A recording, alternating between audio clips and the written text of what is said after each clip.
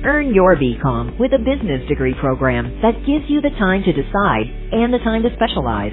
Our programs range from fashion to finance, management to marketing, or human resources to healthcare. Take 2 years to decide which career is right for you, and then get down to business with work-integrated learning experiences that give you the employability skills employers value and reward. Apply now at humber.ca/business. Blog Talk Radio.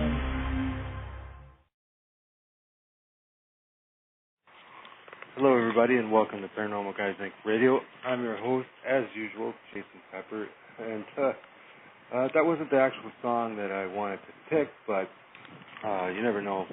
It kind of works out for the best, I guess, because tonight I have a special guest coming on who has a collection of some rather unique items and artifacts and things he feels that have powers within them and maybe even haunted.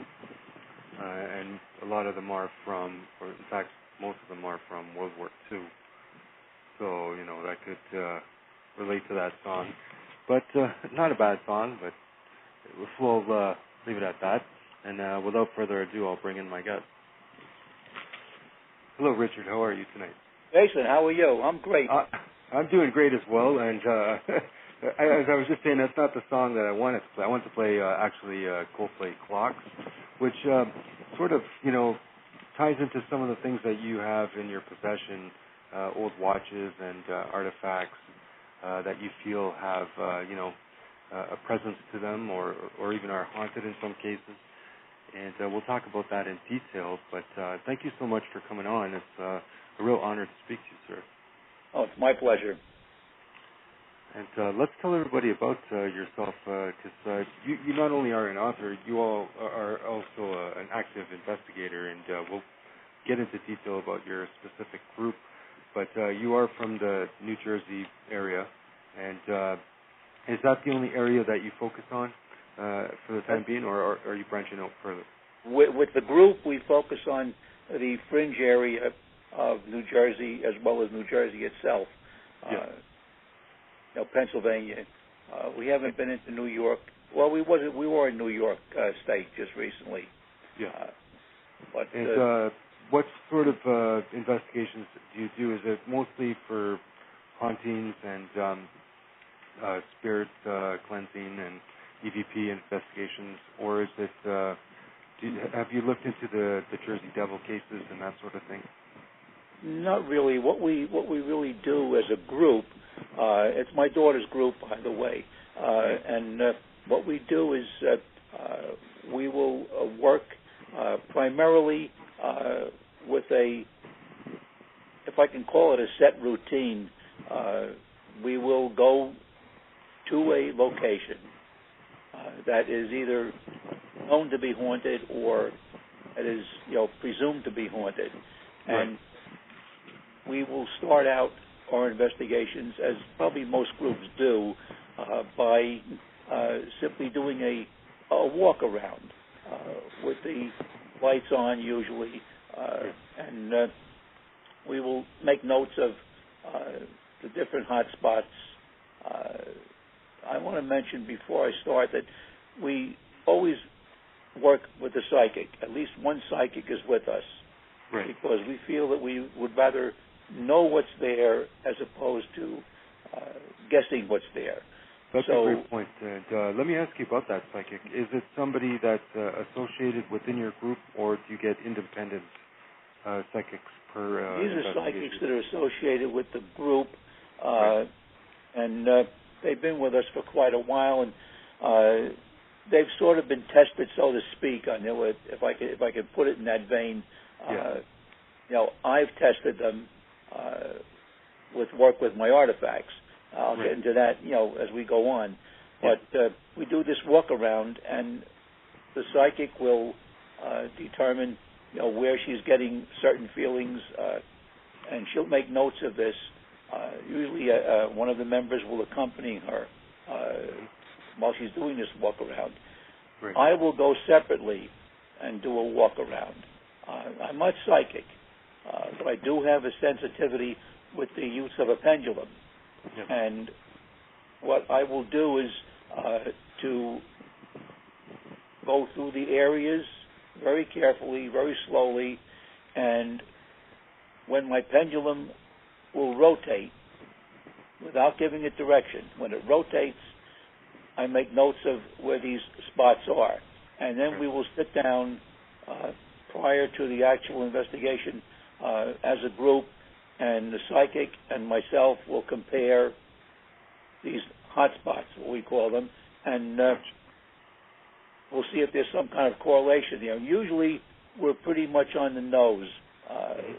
My reactions and the psychic reactions are usually very similar to each other. So we have a set idea of where we want to go, where we want to spend the time, where our cameras are going to be set up, our video cameras, and we begin the investigation. We break up into teams, and from that point on, it's I take over my job, which is taking still photographs. Yeah.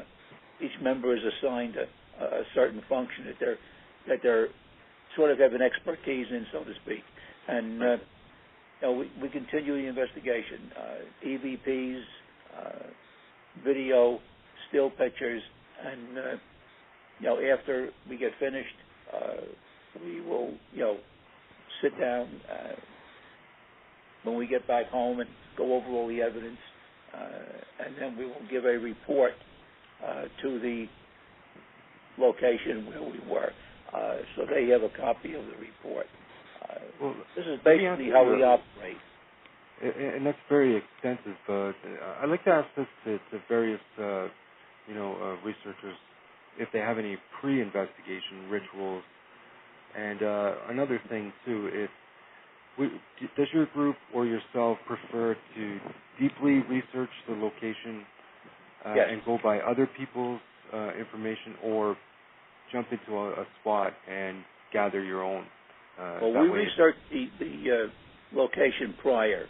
Right. This is done prior to the investigation, and when we do the investigation, before we start anything at all, we will have a prayer to St. Michael, the Archangel, to ask for his protection and his guidance. And then when we complete the investigation, we say another short prayer to have St. Michael commit all of the entities that were there to remain where they are, and basically not to accompany us, outside the perimeters of the location itself.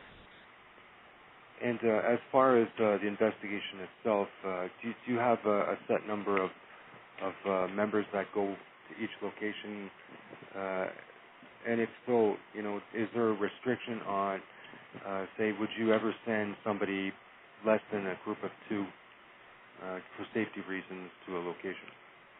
No. What we do is we have about 12 to 15 members in the organization, right. And all of them can't make every investigation. So we will get commitments at one of our meetings prior to the investigation to assign those who are going with us, who can go, and usually it works out fairly well on that. But as far as teams are concerned, we would have no less than 2 people on a team. I recently was, unfortunately, my daughter will get a kick out of this if she's listening to the show, which I'm sure she is.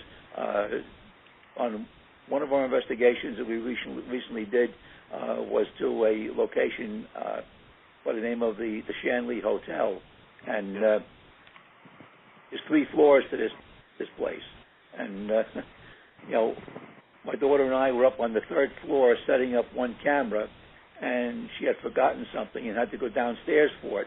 Well, it seemed like she got distracted a little bit, and it was about maybe 10 minutes before she finally got back up to me again.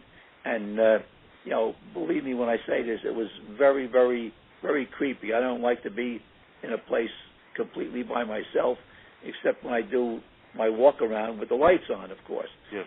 This was lights were off already, and it was a little bit hairy upstairs on that third floor. I can imagine, yeah. With what we knew had been taking place up there, over the years. So that was the only time that I felt, very uneasy on it. But no less than 2 people on it we would send on a group. And as far as the group itself, have you ever came across a case where the group just decided, you know what, it's too risky, too dangerous, the outcome won't be worth it, anything in that nature? We haven't yet, and maybe we've been fortunate, but usually, we feel pretty much at ease what we're doing and where we are, because we know enough about the location, and quite honestly, we firmly believe. I've always believed this. That and we try to instill it into all of our members that we don't at any time provoke spirits. Yes. We don't believe in that. We had one instance where, and maybe some other people listening can appreciate this because they may have had similar instances. We were investigating a location where I'm a member of my Elks Club, and we've known the place has been haunted for years, and we were doing a seance afterwards. 2 of our psychics were present at the seance, and 2 members, or actually I should say 1 member, was sitting across from my daughter and one of our other members, and I was sitting on the opposite side of them, and he began asking questions that the spirit was getting very uneasy with, and it was getting to a point where he was, actually really provoking this spirit, and my daughter and our other member, they felt an electrical charge go through them, and it shot across the table, and it zapped him almost off the chair. Wow. And after that, the spirit was gone and didn't return that during the seance at all. So it probably took a lot of energy for that spirit to do that, but this is one of the reasons why, we don't believe in provoking. Absolutely. I have to say the member is no longer with the group on there with it, but, that's, neither here nor there right now, but this is what happened. And, by the way, we should also let the people know, and if they're curious, the name of your organization is the New Jersey Ghost Organization. Yes, that's correct. If they want to search it on the web, it's freewebs.com/thecrow1/ and it's all together, one word. And I also posted it in the chat room for the folks that are there. Right. We usually try to meet on a regular basis, and where we meet, we actually meet in a haunted house, a very old house that is haunted. The individual that owns the house allows us to meet there. She's given us some space in one of the rooms for a little office, and there's always at least some little thing happening every time that we're there on it. So now the spirits are used to us, and we get along great. If they know you're coming, and they're almost a welcoming committee. And we should let the people know too. What are some of the most popular or famous or infamous locations that you recommend people to come see in New Jersey? In New Jersey, it's, I'm not going to say a touch-and-go situation, because there are some places that it's almost impossible to get into. You can get near them, but you can't actually go into them. Right. But, there is one place that if you can get access to it, it's a great place to investigate, and that's the Lakehurst Naval Air Station. Yes. here in Lakehurst. That's where the Hindenburg disaster had taken place years ago. And it's pretty active with spirits. Hangar number 1 is the infamous hangar where many hauntings have been experienced in there. But it's a little difficult to get in now because of what happened at 9/11. The security is very, very stringent that you have to go through to get in. We were there once. We're hoping to go back again. But there are, some smaller places that are excellent locations in New Jersey. One is located in Englishtown, New Jersey.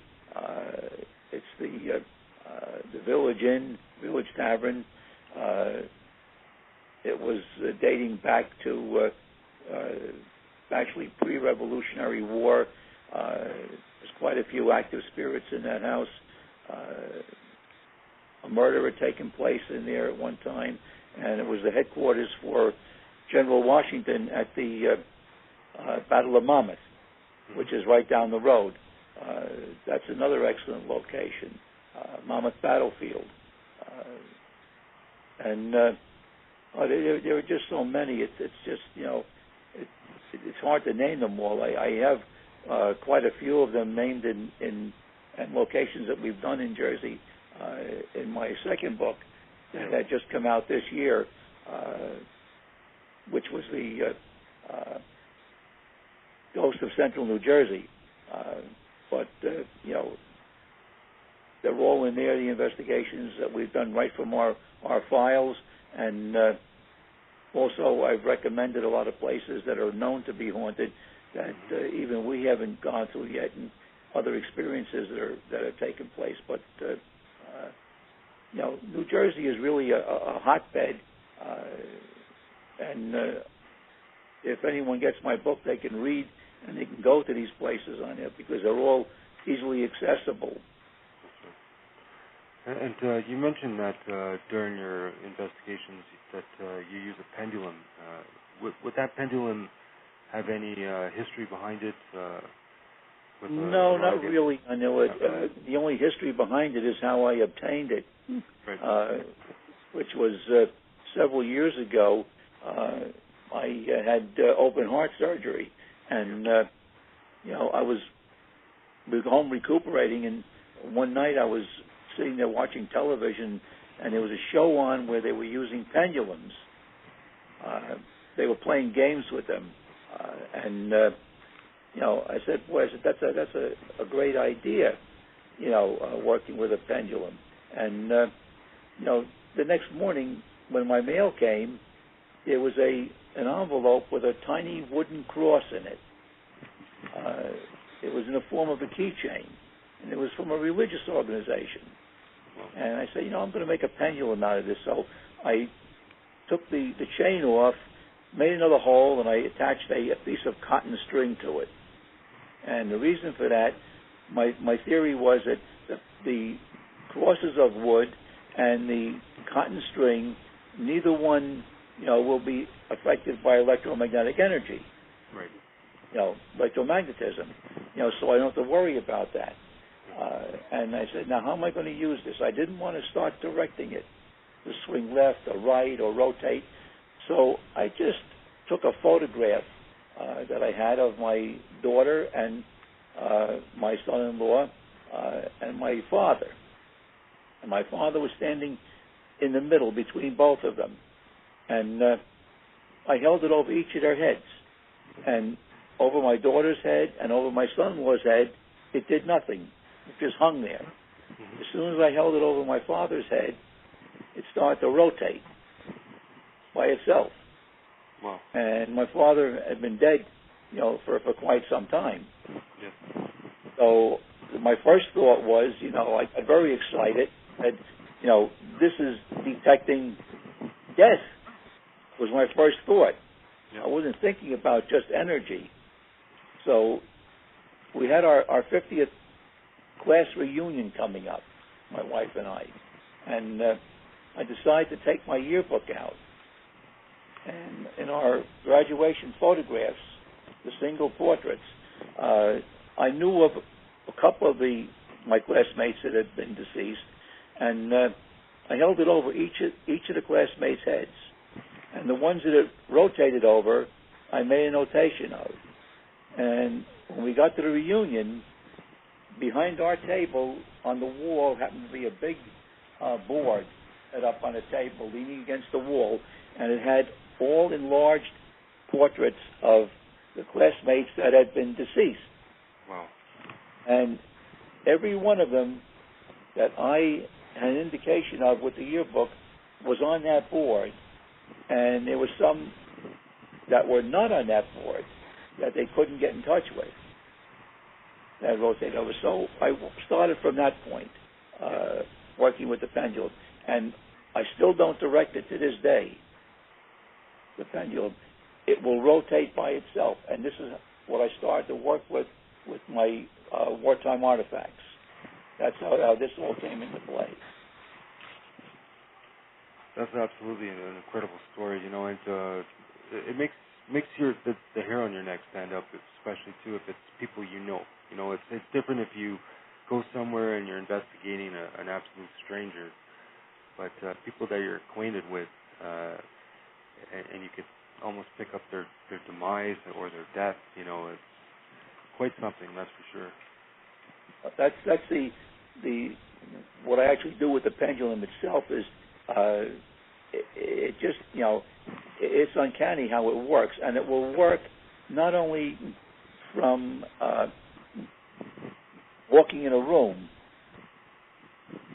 but when I work with an artifact, you know, I just simply hold the pendulum over the artifact, and if it rotates,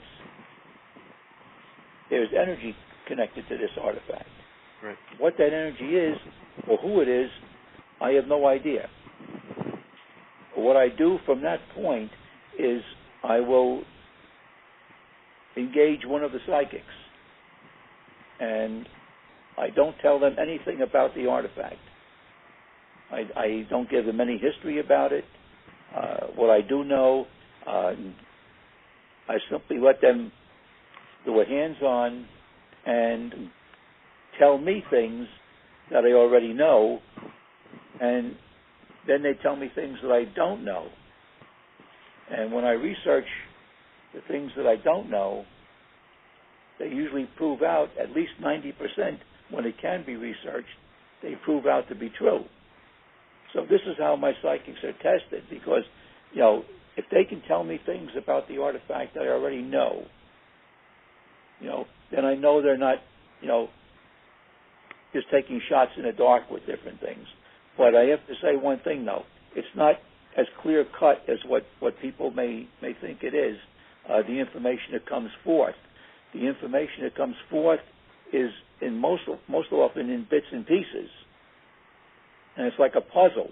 Yeah, and when you fit these pieces together, it forms the entire picture, and it gives me this type of information. A lot of information is, you know, is very clear. Right. You know, some is not. You know, it's not a hit and miss proposition, but it's what the psychic feels, what the psychic sees, and all three of our psychics see differently. So I have to sometimes correlate each one of what they're telling me on it and what they're seeing on it. They will see images. They'll see certain things like a color of yellow, or you know, pertaining to something, or they'll be given the initials of a partial name, you know, things of that nature, and you fit all these pieces together, and you come up with your final result. You know, your evaluation of the artifact. That's you know, very but interesting. It gets interesting sometimes with what comes forth, because we not only contact interactive spirits, interactive human spirits that are connected to it yet, but we also, you know, in a lot of cases, will get a lot of residuals. And in some cases, we get a combination of both in some artifacts. So it really gets interesting to a point. And you mentioned that you also have 3 psychics. Was that done by accident or purposely? Because 3 is a very symbolic number with the Trinity, and power in 3s, things happen in 3s. We actually never thought of that, Jason. Yeah. That you brought this up on there with it, but it's interesting now that you mentioned it, and as I said, I'm sure my daughter is listening on there, and she'll think it's interesting also. But no, what we've done, we had initially we had one psychic with the group, and then another one came in, and then I recruited a very well-known psychic by the name of Jane Doherty. Yeah. Jane was the star of the television show Dead Tenants. Yeah. That had a series running, and Jane she's written her own book, by the way, but Jane worked with me on I'd say 90% of my artifacts that we did, and then I had one of our other psychics also work on them. One of our psychics is her name is Myriad, and then we have Elisa, and they all work a little bit differently, and that's the beauty part about it, because we get these certain reactions from them. And as I say, when we're on an investigation, we really use the psychics on there, and as I said before, I don't mind repeating it, but we would rather know what's there than to guess what's there. Right. Some groups they don't believe in using psychics, and it's just they're taking shots in the dark, so to speak. I don't mean that as a pun, but they're taking shots in the dark when they're doing this, and they don't really know, what they're encountering, unless something happens that's out of the ordinary. Well, that's the thing too. If you can have as many tools and resources available as possible, it never hurts. It's better to be over than under in any case. We experiment from time to time too on our investigations. We've worked several times with introducing negative ions into the air, into the atmosphere, and most recently we worked with a laser grid. Yes.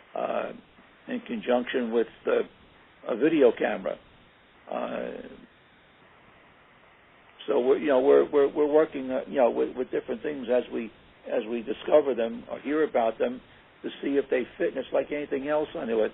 You hear something, people having success with something, try it, and if it works for you, then adapt that, include that with your normal procedures. What you do then.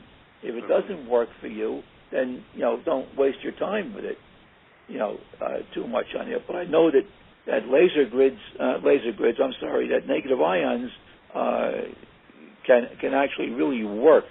And I'll give you one instance on it. It didn't happen to me, but the individual that it did happen to happened to be part of a group by invitation to one of the conferences out at the Queen Mary in Long Beach, California. Mm-hmm. I was out there, a couple of years ago visiting my wife's brother, and we made a trip to the Queen Mary. But on this time, this instance, it was at the one convention out there, and he was invited to participate with a group that was given special permission to go down to the first-class swimming pool area, which is supposed to be extremely haunted, which it actually is.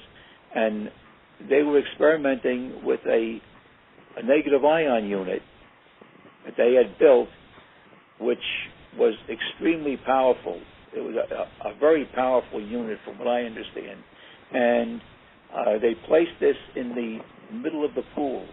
There's no water in this pool on it. It hasn't been used for years. And they dimmed the lights just ever so slightly, just to have some illumination. And when they turned this unit on, they could physically see with their eyes spirits walking around the area. It was that powerful. That's incredible. And they could hear the actual voices of the spirits, and several of them were saying to turn it off, it hurts. Yep. And this is something. Now, I don't have the documentation on this, but I have the word of the individual that was there, and I don't mind mentioning who it was, because he's a very good friend of mine, okay? And some of you may have heard of him. You may have heard of him. He has his own radio show called Haunted Voices. Yeah. It's Todd Bates. I have to. And, Todd is extremely trustworthy. And when he tells me something, I can believe it. So negative ions will work. But I don't know how powerful this machine is. They've kept it under wraps. But it had to be pretty powerful to do what it did.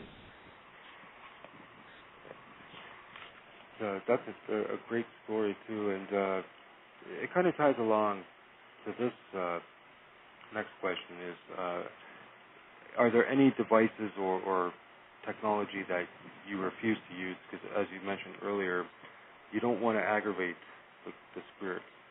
And you said that negative ion machine sort of hurt them in any ways. Do you feel that there's anything your group won't bring in? Not that I'm aware of on it.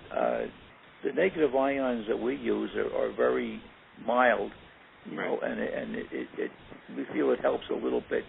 We don't always use them, but we haven't found anything that we would hesitate using, because we believe in, and I work with my artifacts the same way, that to treat the spirit or spirits the way you would want to be treated. Absolutely. If you have respect for them, they'll have respect for you. And the reason I'm saying this at this point is that there's something that I have not worked with yet at this point. I participate on besides paranormal forms, I participate on several militaria forms. Yeah. And one form that I'm on, I was not participating for maybe 3 or 4 weeks. And when I went back on again, I'm reading, I see one of the topics, haunted flag. And I read this, all the posts, and then I start seeing posts, where is Kimmel when we need him? On this, right? And that's a real victory, so to speak, because these people don't believe in, that there's connections with stuff. They do now, but they didn't before. And most of the participants on this forum are from the UK. And what was interesting is that this flag was sold by one of the founders of the forum, who's in that business, to one of the other members. Yeah. And as soon as the member received this, and it was in his home, he was having a lot happen. 3 nights in a row, he had his covers pulled off of him from his bed. His personality was starting to change. He was getting very frightened, and he told him he wants to return it. So when I read this, I contacted the founder of the forum, and I asked him, I said, do you still have the flag? I said that if the cost wasn't prohibitive, I would like to purchase it. And they're warning me. They're telling me, bad things are going to happen with this. You don't want it, And the founder then told us several things on the form, what has happened in his home since he's got this flag. His sister-in-law that would come to visit, his wife would stay over and would sleep in his den where he kept all his World War II artifacts and the flag. And he had to cover everything up when she was there because she didn't believe in any of the stuff that he collected on because it was, she just didn't believe in it. And one morning she comes down and says to him, I had a very bad night last night. He says, I'm not sleeping in this room anymore. I woke up and standing at the foot of my bed was a German pilot with his uniform on. Wow. She was very frightened with this. Well, at any rate, to not to keep suspense going any further, the flag happens to be a flag that was used to drape the coffin of this German pilot. He was shot down and killed in 1943, and he was one of Germany's top aces. And his body was shipped back to his hometown because he was shot down over Germany, and he was buried in his hometown. And this was the flag that draped his coffin. His sister had this flag for years.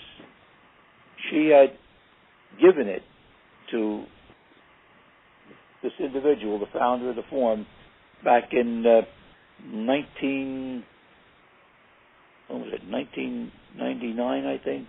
She gave it to him. They had become friendly, and she had given him the flag.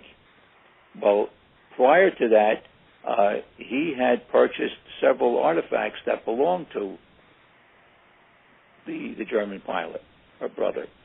And I believe, and I told him this, I said, I believe very strongly that the reason you've had so many problems is, number one, you're British. And the Germans did not care for the British. That's right. Okay, that's number one. That's number two, you had several of his artifacts, his medals, his decorations. I said, in England. Okay? And I think this is the reasoning why he was, causing you people a lot of problems. And well, you made a good I couldn't wait to get the flag, and I was, waiting with I had a lot of trepidation with this while it was en route, and it took about a week and a half to get here. But, I made up my mind that as soon as I got the package, that I was going to speak to this spirit, and I was going to tell him in German, I welcome him to my home, and I told him that he's welcome to stay as long as he likes, and I hope he's found a home here, and I'm looking forward to having communications with him. I have not had one problem. Since would you say that's also having right there? No, at all. I haven't worked with the flag yet, though. This is the thing. I haven't worked with it yet because I'm waiting until the actual anniversary date, which is in about a month and a half from now, the date that he was killed, that he was shot down. And it just happens that the anniversary date falls on the exact same day that it did back in 1943.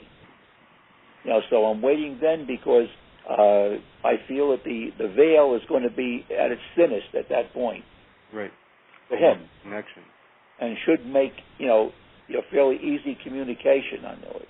So I'm waiting until then to work with it. But in the meantime, I've had no problems. And this may sound strange, but I say good morning to him, and I do it in German.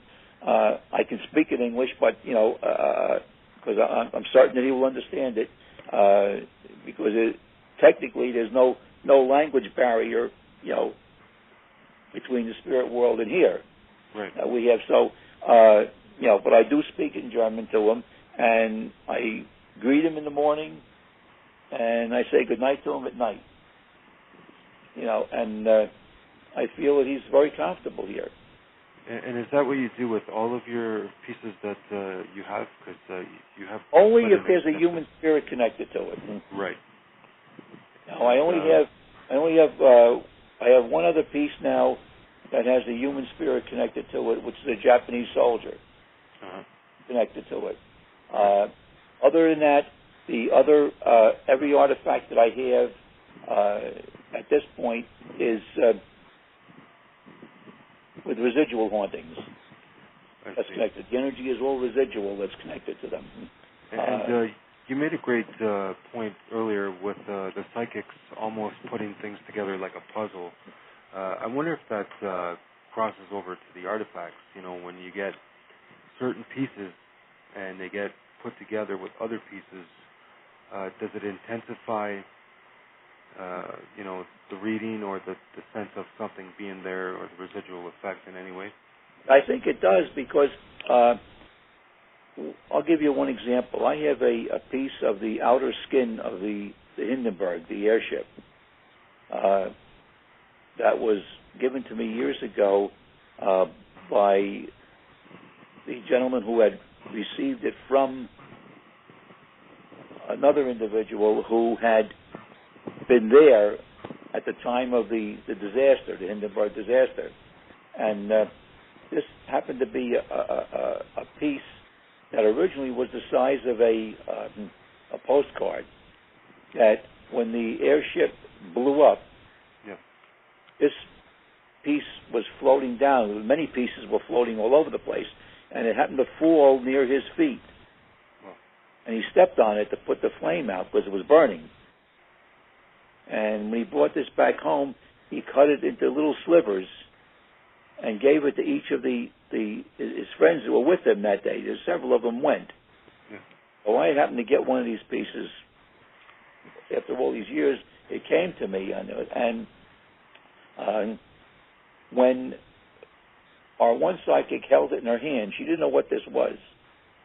She held it, and her hand, she said, was getting very hot.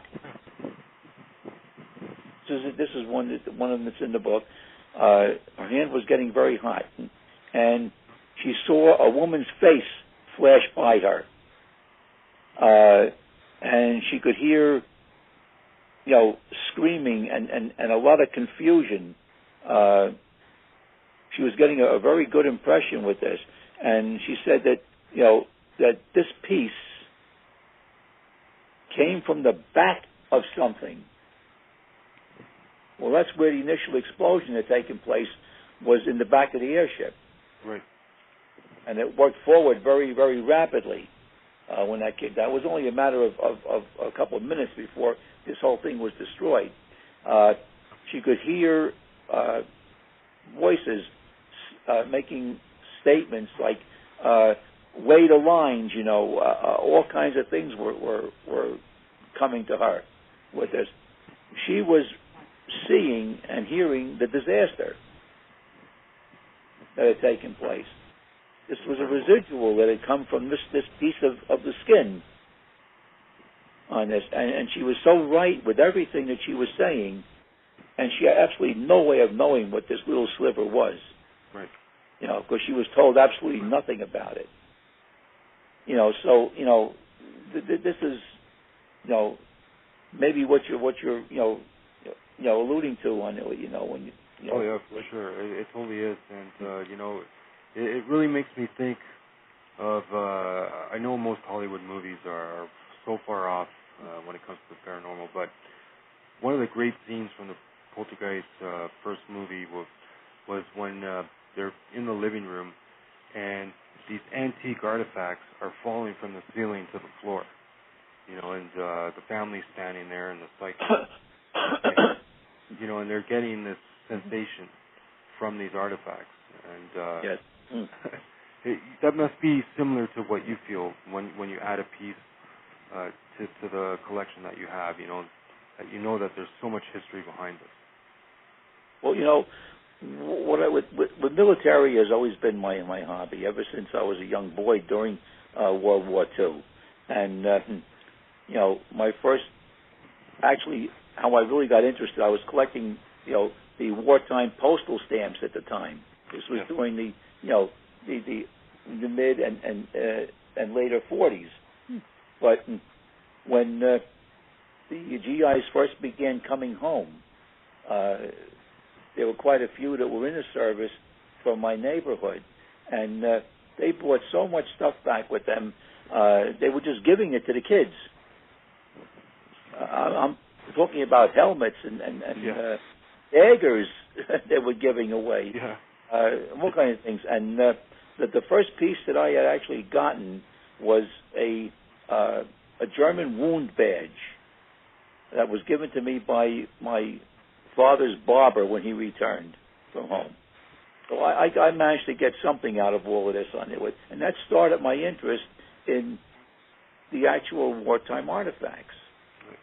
But nothing to do with hauntings or paranormal. I couldn't even spell the word paranormal at that time, and I didn't get interested in that until later years with that. But, other artifacts that I picked up over the years for my collection, some of them I had strange feelings about. Mm-hmm. But I couldn't explain what these feelings were. You just, if you're handling something, you have to put it down right away, or if you're around things, you get funny feelings on it. And this is what was happening for years until I got involved in the paranormal. And then things start to fall, in place. I was so relieved to be able to find that I had this sensitivity with the use of a pendulum. It doesn't work for anyone else in my family. They've tried it. It just will not do it for them. Right. And what I do is, I've gotten several things off of the internet by simply, seeing an artifact, interesting piece, holding my pendulum up to my computer screen, and it will or will not rotate. It will do that. I can work from photographs. Yep. With this. Magic touch, that's for sure. So it will work in several ways for me. But again, I want to reiterate that I'm not psychic. I wish that I was. I wish I could see these things for myself. I have had experiences. I mentioned before we were out to Queen Mary a couple of years ago, and I was up on the bow, facing what was left of World War II was one of the gun mounts on the Queen Mary. The Queen Mary was dubbed the Gray Ghost during World War II, and it was used as a troop ship. It was converted from a passenger liner to a troop ship. And they had gun mounts for their own protection. But I was videotaping, actually digital video. My son and my wife, they were walking away towards that gun mount. And I started to walk also and still continued the camera running. And all of a sudden, out of nowhere, a swarm of thousands of bees came. Incredible. Just out of nowhere. Yeah. And I'm trying to push these bees away, and I could hear the humming, and I could see my son and wife way up ahead. They just got out of it, and they were motioning to me to hurry up, and their voices were sort of muffled a little bit when they were calling to me. And I couldn't even touch these bees. Not one of them touched me. And, I have this on digital, on video. That's incredible. What I walked into was either what you would call a tear in time or a time warp. Yep. A residual.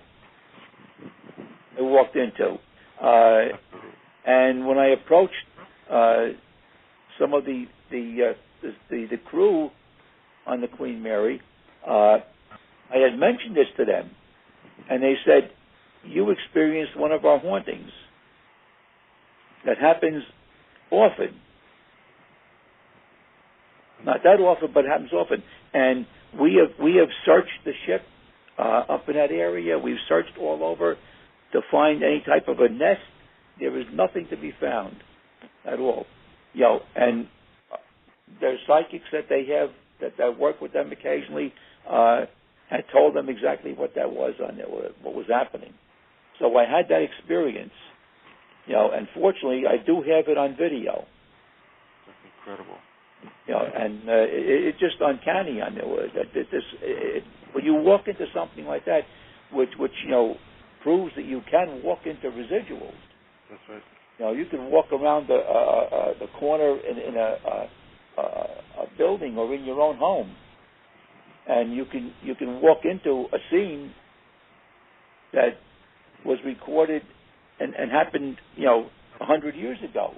Yeah, if that house was that right? You're absolutely right. And I even feel that sometimes even your own deja vus are your own impression in a timeline similar to ours or whatever.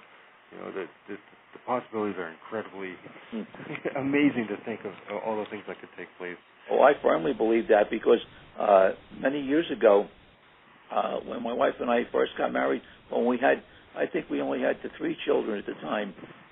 We didn't have the 4th one yet, and we used to go out for Sunday rides.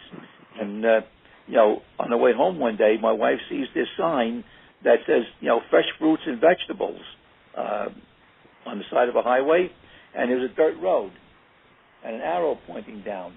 She says, "Let's stop." This was I guess maybe about 4 o'clock in the afternoon, somewhere around that time, summertime, and we drove down the road, and it opened up maybe about a quarter of a mile in. It opened up into a circle, and the road continued on the other side of the circle. Yeah. Well, lining this circle were very old houses that were like Victorian-style houses. Yeah. And in the center, where the road went around the circle, there was, like what do you call them? It's like a bandstand or something like that. A gazebo, I guess you call it, was in there. And this was pretty old stuff, and, we didn't see anybody around. I started to go around the circle a little bit, and I stopped the car, and I didn't get out of the car, but I rolled the window down, and I'm looking, and it's so quiet, and the sky was starting to turn like a yellowish color. And I said to my wife, I said, I don't think we should go any further. Mm-hmm. I said, there's something wrong here. No sign of life around at all. Rolled the window up. I backed the car up, turned around, and shot back out the road again. And, I'm thinking. I was thinking of this, when I was writing my second book, the Ghosts of Central New Jersey, and because this happened in New Jersey, and it was just, I'm relating it to the instance of the Avengers that were lost, that flew out of Florida during World War II, that the squadron disappeared. That's right. And they were reporting the sky was turning yellowish, and I believe we were walking into something, a time warp or overlapping of two planes. That's right. And it was just, and I think about today, and the hair stand up on my neck. When I think about what we almost walked into. We may not have gotten out of it, if we hadn't left when we did. Yeah, you can get some hairy experiences not knowing it sometimes. Absolutely. But now that I know a little bit more, I can relate what's happened in certain instances to Absolutely. what we do know. Connect the dots, and it seems like unknowingly your life has been connected to the paranormal far more than it would seem. That's very true, I think. Yeah. I'll tell you, if people are interested, my first book, which was World War II Ghosts, Artifacts Can Talk. Mm-hmm. Artifacts can really talk, I know it. And in that book there are 52 artifacts that are in that book. Right. Plus there's other technical chapters that are in there also. But my second book is the one that will make people's hair stand on end because of some of our investigations that are in there, and other chapters that I've written in that book are going to make people think. I know you're running out of time. But we can just extend a little bit over. I have no problem with that, sir. I have one more instance that I want to mention. Yes. It happened to our psychic Mary Ann at Gettysburg. Yes. I never can think of the name of this area where this happened in, but it's one of the most haunted areas. She was going. She was up in like a ridgy area, a rocky area, and maybe someone will think of the name of this. I know it. It was a rocky area, and she was on her way down, and she had to cross a little bridge. Well, all of a sudden, things became very quiet for her, and there seemed to be nobody around. And prior to that, there was a lot of other people. And this was at sunset.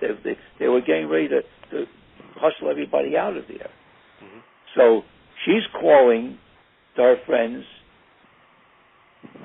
and she don't hear any responses. They're calling to her, and she doesn't hear any responses. She doesn't hear their voices. Oh, finally, she felt like something was holding her there. And now this is a psychic now. And when she got to the bottom finally, her friends asked, "Where were you? We've been calling you for 10 minutes. Wow. She said, "I didn't hear anything." She said, "I was calling you." That's incredible. She actually was in a time warp. Yep. That had taken place. So if anybody gets to Gettysburg, I'll tell you there's a tremendous amount, as you probably know already, with all that's been written on Gettysburg, a very haunted place. And I said, we discovered that with Monmouth Battlefield. Monmouth Battlefield is right here in Monmouth, New Jersey, and they have their reenactment every year. And, the reenactment does not really take place where the actual battle took place. And that was a one-day battle, by the way, Battle of Monmouth. And a lot took place during that one day. We somehow found a way to go around the back way into Monmouth where the actual battle had taken place. And, it is a very interesting place. Believe me on it when I say that, because when you go to a reenactment, even at the reenactment, there are some that are dressed up. Besides the reenactors, there are others that are walking around that like to dress up in those period clothings. Right. And you don't know who's standing next to you. That's right. It may not be a human that's from our time, I know it, but you'll never know that. It's very difficult sometimes, but it's a very interesting place, though. And then New Jersey is just a cauldron of paranormal activity. Yeah, believe me, I know it. It's it seems like so much. That the entire North American from top to bottom is just flowing with paranormal activity. And do you believe, sir, it's because more people are aware of it, or they're allowing it to become part of their everyday life? That's quite possible. One other place I want to mention that I forgot before. You asked about interesting places. There's a place in I believe it's in Franklin, New Jersey. It's called Tulip Wood. Right. Tulip Wood is I guess it's a Victorian style home. Very haunted. There was a death in there. We investigated that several times. We were there, but the last instance that we had was the most telling one. The woman that was staying as the caretaker there for not the caretaker, but with the association that runs the place to work with us that evening. She was a year younger than I. I'm 75. She was 74 or 73 at the time, and very nice person. When one of our psychics came walking in, she didn't say anything to us right away, till afterwards.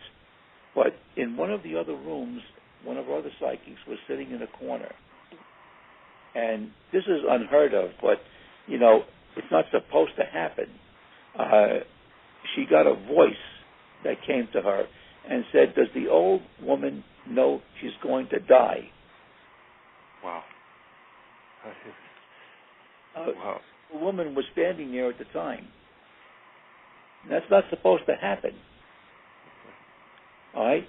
So when we finished, it was about maybe 1 o'clock in the morning.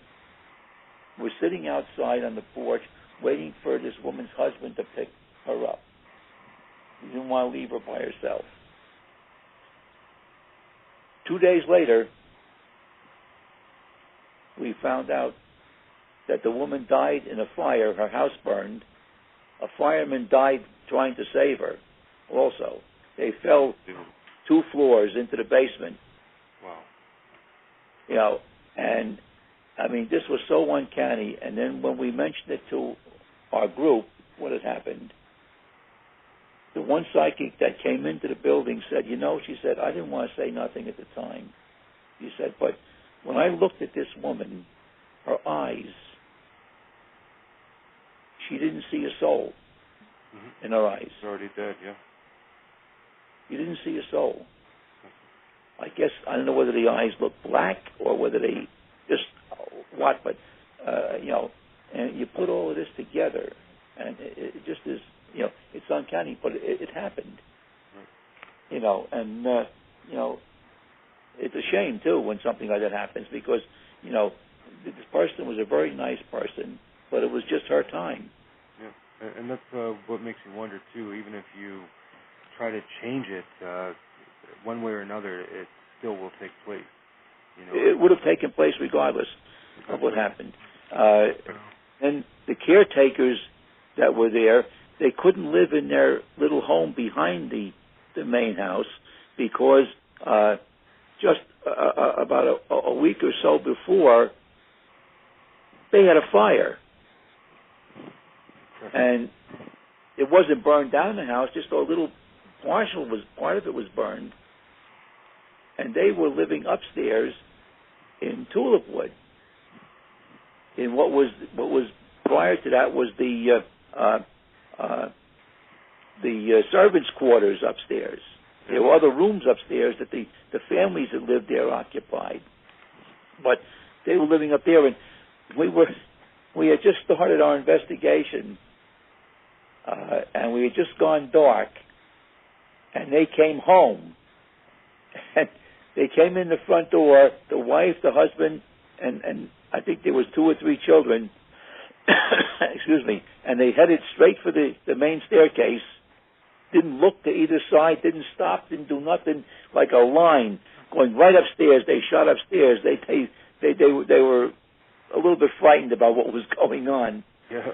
In there. So there was little light periods when with this investigation too. That was one of them.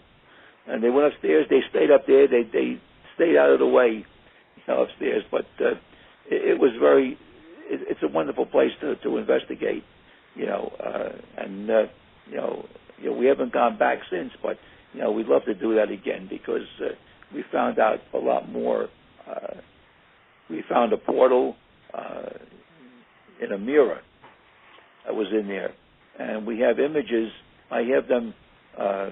I have photographs, and I believe one is it's in the book.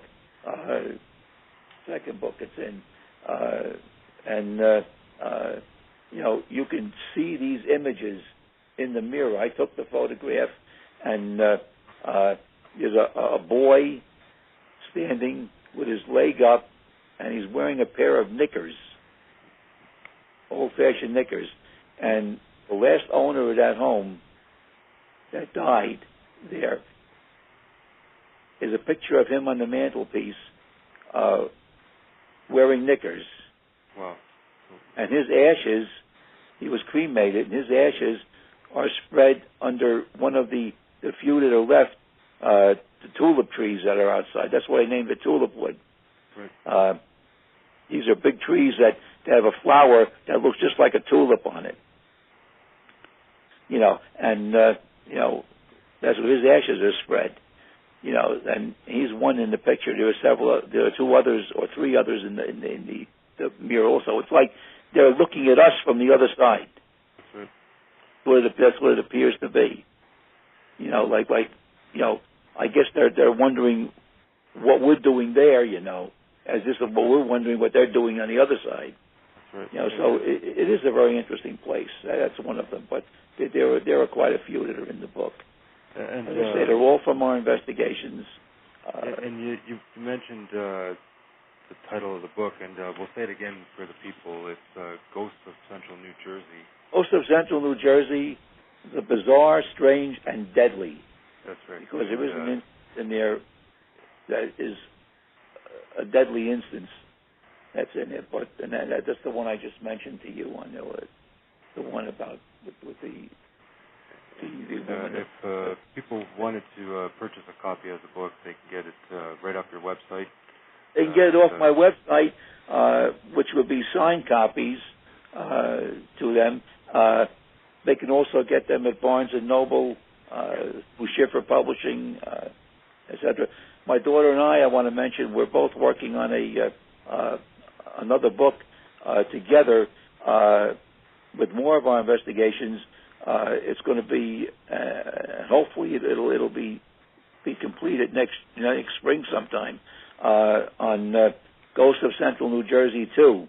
There'll be a second volume of that book, and if I can mention one more thing, we have coming up on the 25th of September. I'm sorry, the 25th of September. Oh boy, I don't know the date myself now. The 25th of September, we have our Paranormal Expo coming up. That's on my website. It's on her website. There's a lot of publicity out on it. It's the second year we've had this. It's at the Elks Club that I belong to, and it's really great. We have, I think my daughter said 30 vendors that are going to be there. We have psychics doing all different things that people can get readings, and it's going to be good. We even have a car called Ecto 2, which is the Ghostbusters car. It's made not exactly. It's a little different car, but it's all decorated and decked out the same as the Ghostbusters car in the movie was. Oh, you mentioned something about haunted artifacts before, falling from the ceiling. There was a television show many years ago in black and white. It's not the more recent one, but it was called Friday the 13th. Yes, I remember. But this was the very early one, where there was an antique shop, and an elderly gentleman was the owner. He walked with a limp. I can't think of what his name was. And there was a young man and a young girl that worked with him. And they would get artifacts out of someone's home that was really, these were deadly artifacts in a lot of cases, were causing a lot of problems. And they would lock them up in his back room. It had like a door with bars on the window. I can't think of the whole show, what it was all about, but, you're absolutely right. I actually watched quite a few of those episodes. And there's also a movie that's loosely based on that called Needful Things, I think it was, except it was the reverse. It was a gentleman who would sell you these sort of haunted or, evil artifacts that would give you things you wanted and desired, except it would, wreak havoc later on. So, it was quite entertaining. It's so true, though. Some of these can wreak havoc. That's right. You have on there. The flag is what proved it over in England. Yeah. But see, all his decorations are here now in the United States. Some collector on the West Coast has them. I think I know who it is, but he has the medals and decorations, and I have the flag now on it, and I think he's a lot happy with this because they weren't. Germany didn't really hate the Americans during World War II, but they did the British. And they did the French because of the fact of what happened after World War I. So we're pretty safe over here with these. And as I said earlier, if you know how to treat spirits, you treat them with respect. You're not going to have any problems with them.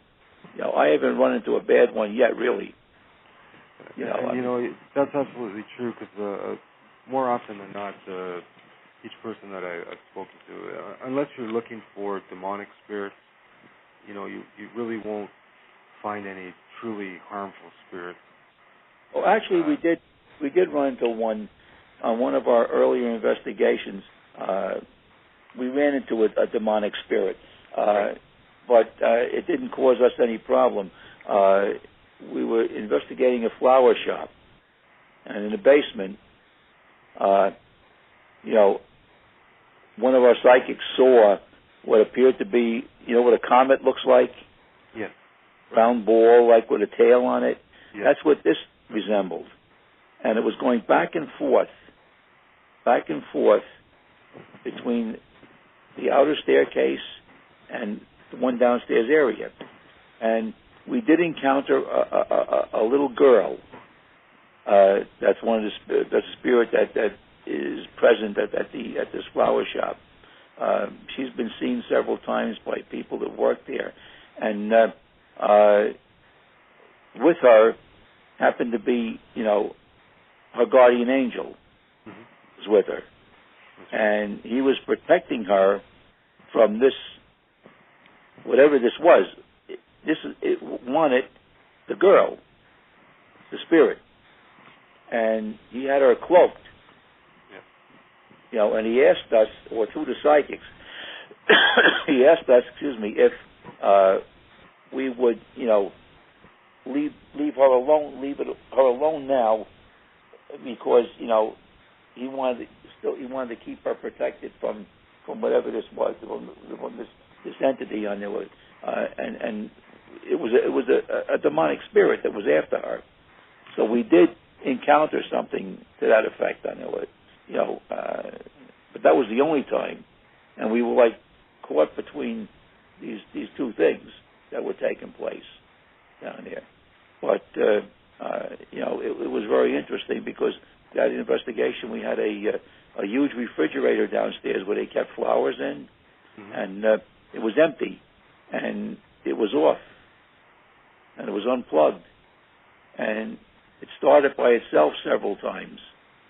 Wow. During the investigation, and one of our cameras that was at the foot of, or the top of the main stairs going down, we had left for a while to let things run by themselves, and there was a time lapse with the camera.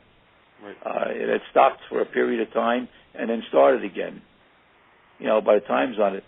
Oh, there's one other place I want to mention. If people can get there, they should go there. It's the Burlington County Prison Museum in Mount Holly, New Jersey.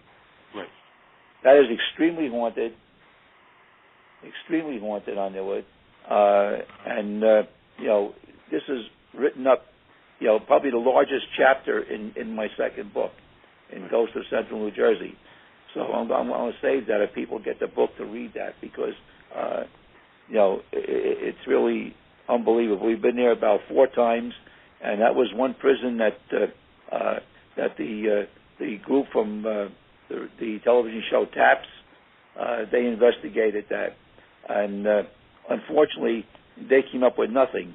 But there was so much there that we've captured that it just is unbelievable. I know it, and if people can get there, they should go, because they do have tours during the day. Right.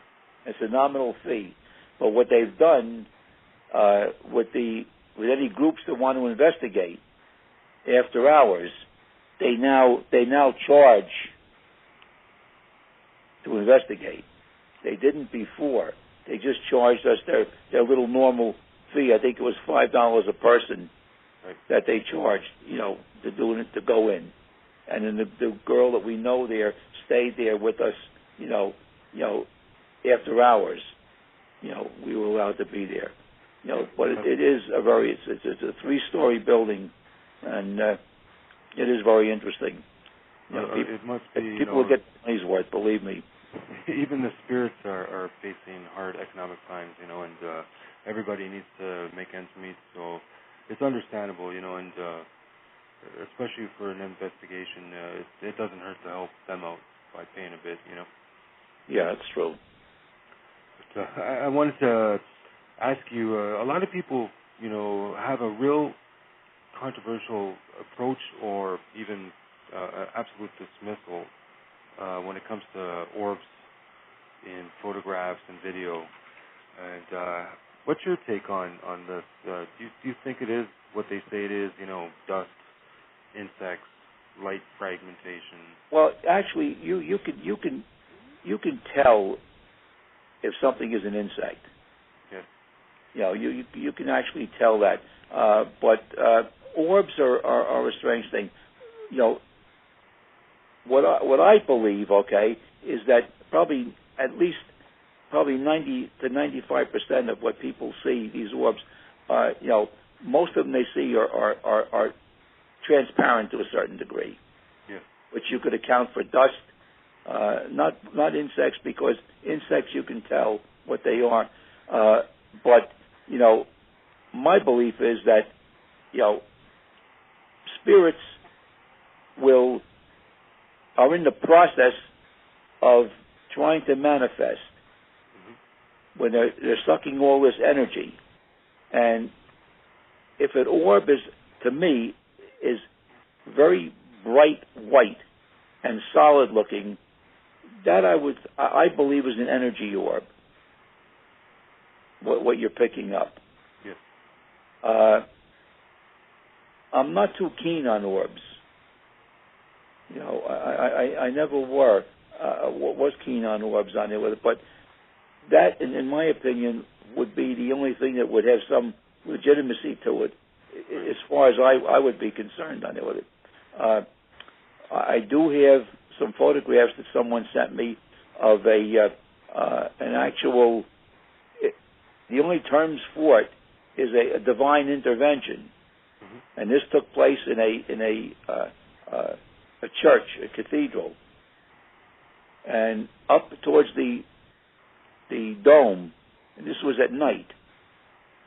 Up towards, there's no lights up there. Up towards the dome was an extremely bright light that had a color fringe sort of around it in one area, and these people happen to be psychic as well that photographed this, and what the impression that they had gotten was that this was one of the archangels. Archangel Michael, they believe, was the one that was trying to contain this evil, is what this was. The reddish glow in that one area was the evil part. And when they told the head, priest about this, he said that there was a priest that they had here years back that had passed away, that was a very and he hates to say it, but was an evil priest. And they put two together, and they believed that this was an interaction that was taking place, right. At that time. And this thing just looks like it is, as it's taking place. But there was absolutely no lights up there at all. And there's no reflection that could be ever that bright, what it was on it. So this was a serious thing that had taken place, in this cathedral, and things like this make the hair stand up on your neck. Believe me, they Absolutely. do. Well, is there any worldly spots that you've yet to investigate, and it would be a definite place that you would like to go to? Yeah, we'd like to get into Marlborough State Psychic Institution over in Marlborough, New Jersey. We were there. It's closed now. For years it's been closed. There are many buildings on the property, and they're closed mainly due to they don't let people in because it's due to the asbestos and all kinds. They're just falling apart inside these buildings. But we went to the front gate, and we met with there was two guards at the front gate, and we got to talking to them. And the one female guard that was there, she said, "Look," she says, "I'll do you a favor," she says.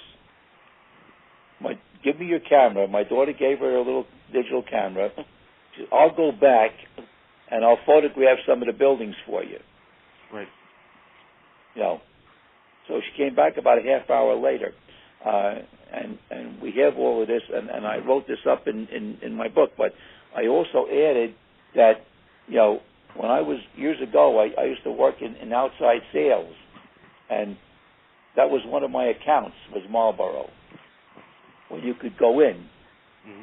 And I had the experience of my life in there because the area I had to go to was the print shop.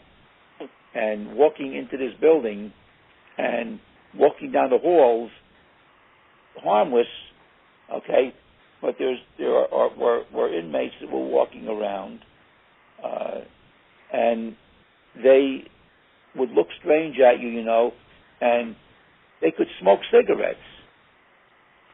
And they had these little holes in the wall every so often with an electric lighter in them.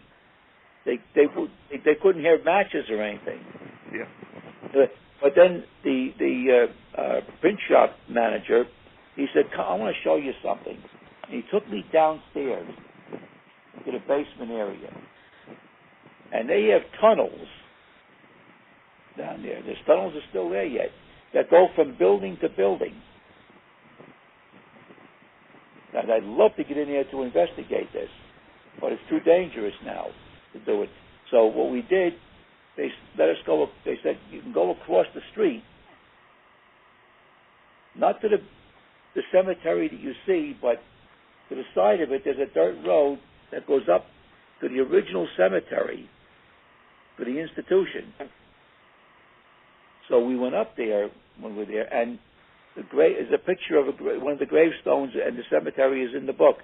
The gravestones are made vertical, and they're curved at the top, and they're narrow, and they're made out of iron or steel or tin, and most of them are rusting, and all that's on these gravestones is a number, the number of that person, no names, just a number, and there must be several hundred of them there. These gravestones, that inmates, that people were committed there that died. And the interesting story is that we were told that back during the Depression, when money was tight, mm-hmm. They basically advertised that they wanted to get more and more people in. So to make money, they found out that they were paying, I think it was either 50 cents or $1 or something like that they were paying. If you brought somebody there, people were bringing, relatives, bringing, friends. They were bringing them there to turn them in for $1. That's crazy. To stick them in the institution on there. This was during the Depression, but that was a very interesting place, to investigate. Absolutely. It's impossible to get in. I mean, we're still trying. I'm going to try to pull a few strings if I can, with people that I know, and hope for the best that we can get in there sometime. But it would be a very, very interesting place. Absolutely. Well, sir, we're down to our last few minutes here. If you could please give your website one more time and your books as well and contact information. My website is the normal www whatever, free webs. Yes. The way you would write it, Richard Kimmel .net, I believe. It's .net or .com. I don't even know my own website. I'm stupid that way.